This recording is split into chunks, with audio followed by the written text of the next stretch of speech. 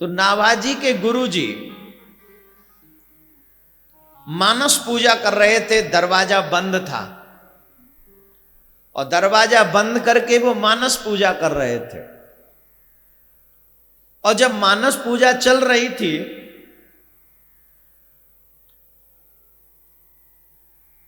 तो नाभाजी बाहर बैठे हुए थे और नाभाजी बाहर बैठकर वो हवा कर रहे थे पंखे से। तो उनके गुरुजी जब पूजा कर रहे थे ना, तो वो श्रृंगार कर रहे थे, स्नान करा रहे थे लड्डू गोपाल जी को, स्नान करा दिया और फिर भोग लगा दिया, वस्त्र पहना दिए, आरती हो गई, अपने हाथों से माला भी बनाई। ये मानसिक पूजा चल रही है। अपने हाथों से माला बनाई और माला बनाकर जब ठाकुर जी को पहनाने लगे तो अचानक एक स्थिति बदल गई। क्या बदली? कि उन गुरुजी का एक और शिष्य बाहर गया हुआ था विदेश परदेश धन कमाने के लिए, और उनका जो जहाज था वो धन के सहित समुद्र में फंस गया।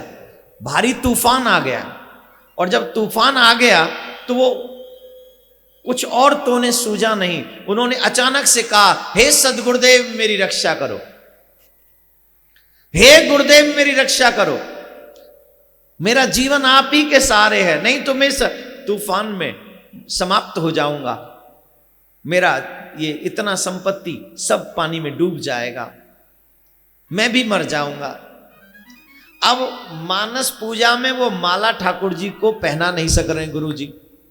बाहर नाभाजी बैठ के हवा कर रहे हैं। जब नाभाजी बाहर बैठे हैं तो अचानक से उन्हें याद आ गया, नाभाजी को पता चल गया कि गुरु जी की स्थिति थोड़ी ठीक नहीं है, क्योंकि उनका ध्यान कहीं और है।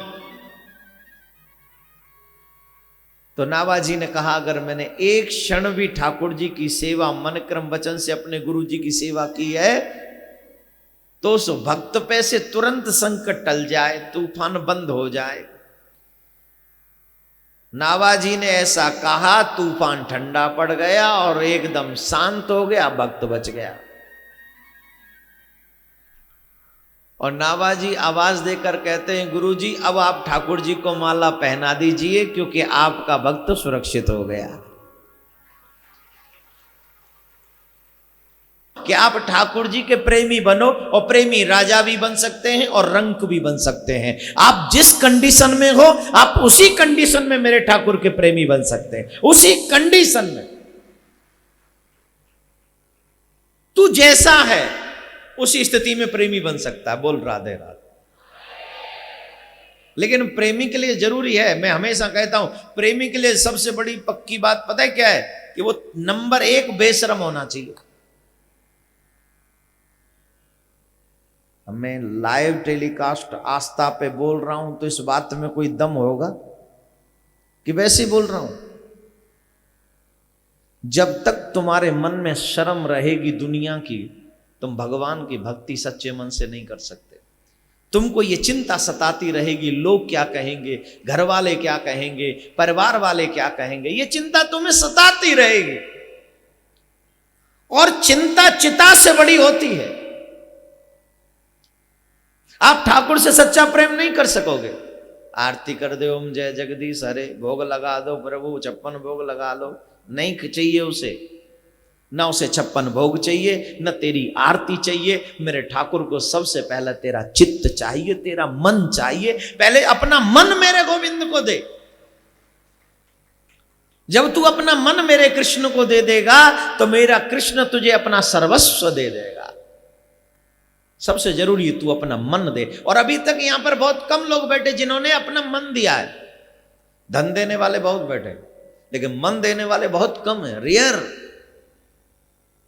और मन तब तक नहीं दे सकते जब तक आप दुनिया के लिए बेशर्म ना हो जाओ, जब तक आप ठाकुर से सच्चा प्रेम ना करो। और जिस दिन आपको मेरे गोविंद से सच्चा प्रेम हो गया, उस दिन कुछ और की चाहत नहीं होती, कुछ और आवश्यकता, कोई और नीड नहीं होती। भक्तों ध्यान से सुनना।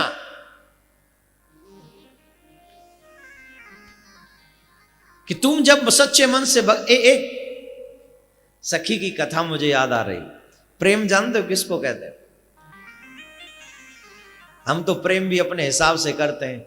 चलो जी 6 बजे तक पहुंच जाएंगे, चलो जी 5 बजे तक पहुंच जाएंगे, चलो जी 3:30 बजे महाराज जी कथा शुरू करते हैं, तब तक तो पहुंच ही जाएंगे, है ना? ये प्रेम है आपका। जब मैं आता हूं तब उतने लोग नहीं होते जितने अभी हैं। अभी भी लोग आ ही रहे हैं। ये आपका प्रेम है। और गोपियों का प्रेम, जब उन गोपियों को पता चलता था ना कि कन्हैया गैया चराए के आए वारो है, तो कन्हैया के आए वे थे कम से कम 3-4 घंटा पहले छत्तन पे जाके ठाड़ी है जाई। काहे को? बोले कन्हैया निकलेंगे। अब और साहब एक बात है, उसके इंतजार में जो पल बिताए जाते हैं वो भी बड़े यादगार होते हैं। अगर तुमने ईमानदारी से किसी से प्रेम किया होगा ना, तो जब कभी अपने प्रेमी का इंतजार किया होगा ना, तो तुम्हें पता होगा कि उस इंतजार की कितनी वैल्यू है, कितनी कीमत है। प्रेम किया है कभी? किया ही होगा। ऐसे साधु तो मुझे तुम दिख नहीं रहे। हाँ, सन्यासी तो बने नहीं। अब झूठी हाथ उठा दो तो ठीक है, गलत है।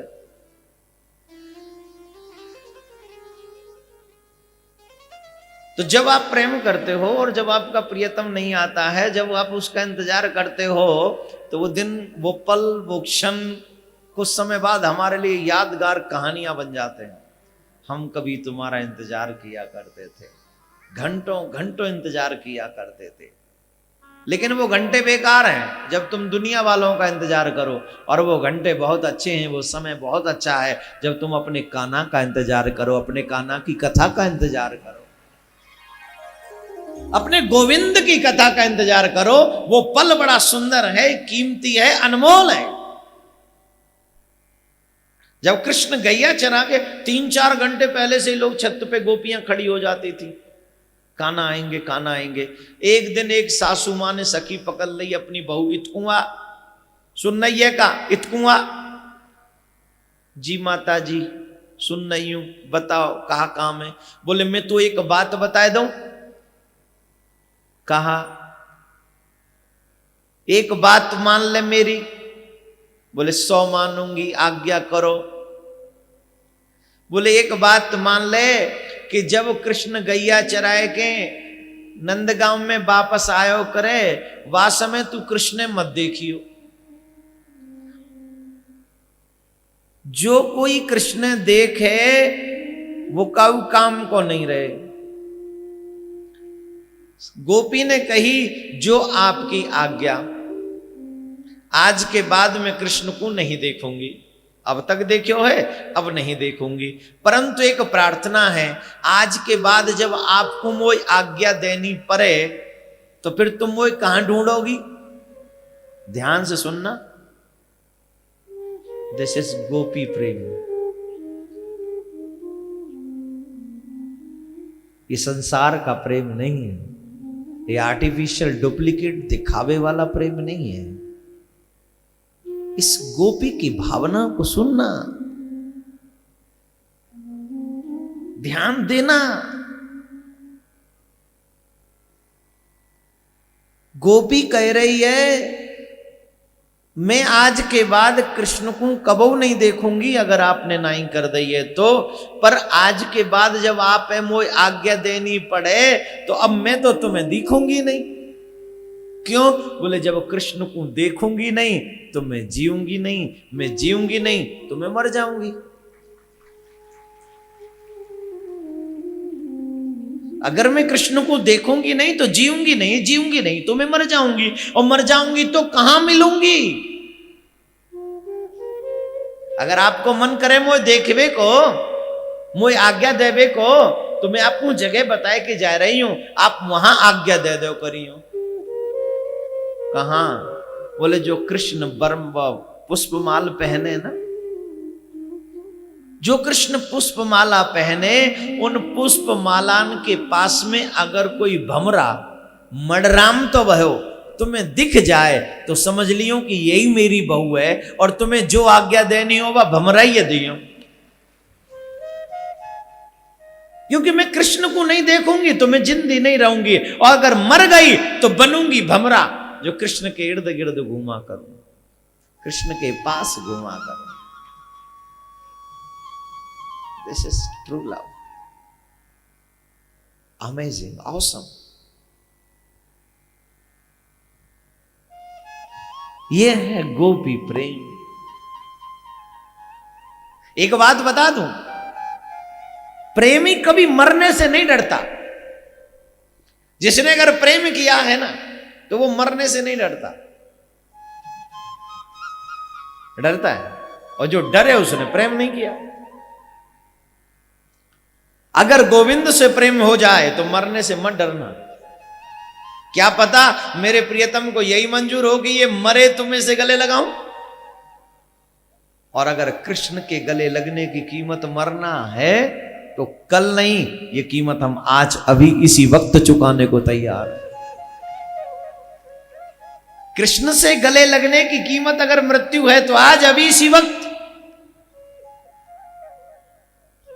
लेकिन ये प्रेम गोपियों का है, हमें और आपको तो नसीब हो नहीं सकता। क्यों? हम और आप कलयुग के लोग हैं। हम लोग 3 घंटे कथा सुनते हैं और तुरंत कानों में कोई आवाज दूसरी आती है और दुनिया हमें अपनी ओर खींच लेती है। जो आवाज इग्नोर कर दे वो शायद गोपी बन सकती है। और मैं निवेदन करूंगा यहां बैठी हुई हर स्त्री, हर पुरुष कृष्ण की गोपी बने और कृष्ण को पाने की चेष्टा करे। यही प्रार्थना है, यही निवेदन है, और यही ठाकुर से विनम्र निवेदन है। तो कौन कौन बेशरम है?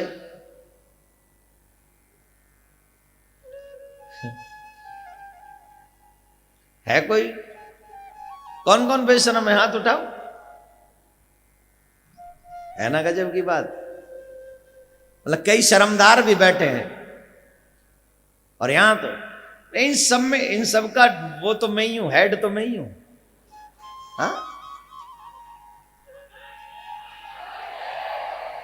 अरे भाई, कोई ज्ञानी गुरु होगा तो सबको ज्ञान देगा, कोई त्यागी गुरु होगा तो सबको त्याग देगा, और हम जैसा कोई बेशरम होगा तो सबको बेशर्म ही बनाएगा ना। अपनी गारंटी है सब, दूसरों का हमें नहीं पता। बोलो कौन कौन है? बन गए? इसीलिए कहते हैं कुछ संग करोगे तो बनोगे ना। इसलिए अच्छे नंबर 1 बेशर्म लोगों का संग करो, जिससे तुम कृष्ण को प्रेम कर सको और बेधड़क कृष्ण को अपना सको, और दुनिया के आगे जोर से चिल्ला के कह सको कि मैं गिरधर की, गिरधर मेरे, उन संग जन्म जन्म के फेरे, उन संग जन्म जन्म के फेरे। एक वो पंजाबी भाषा में भजन गाते हैं, सोने मुखड़े का लेन दे नजारा, कि तेरा केड़ा मुल लगता है।